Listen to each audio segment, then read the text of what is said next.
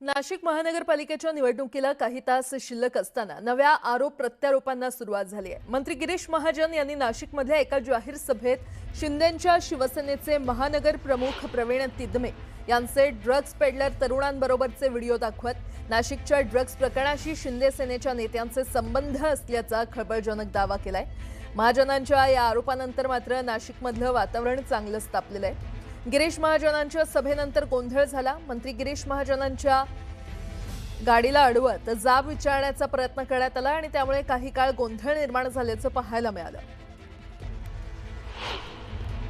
ते महानगराचे अध्यक्ष आहेत। मी इथे आल्यावर स्टेजवर मला त्यांनी त्या मोबाईलमधून मला हे सगळं दाखवलेलं आहे। एमडीचं सेवन करताना तरुण पिढी या ठिकाणी दिसते।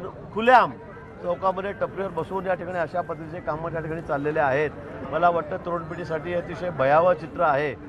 आम्ही ज्यांना देशाचं भविष्य म्हणतो त्या अशा ठिकाणी जर एमडीचं सेवन करत असतील तर ही बाब अतिशय गंभीर आहे। आणि ते सेवन करणारे एका आता जो उमेदवार आहेत या भागातले तिरमे म्हणून त्यांना डोक्यावर घेऊन नाचतायत। अनेक फोटो त्यांच्या सोबत आहेत, त्यांच्या हातावर त्यांचा फोटो गोंदलेला आहे। म्हणजे ही बाब आधीच गंभीर आहे। निश्चित या संदर्भामध्ये जे या ठिकाणचे उमेदवार आहेत ते हेच धंदे करतायत, हेच उद्योग करतायत। लोक त्याच्यामुळे खूप परेशान आहेत।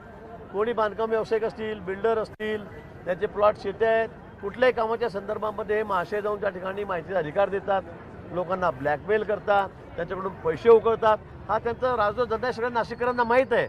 आणि म्हणून मला असं वाटतं अशा लोकांना सुद्धा महापालिकेत जाण्यापासून रोखलं पाहिजे, आणि त्याचा अनेक लोकांना त्याचा त्रास सहन करावा लागेल।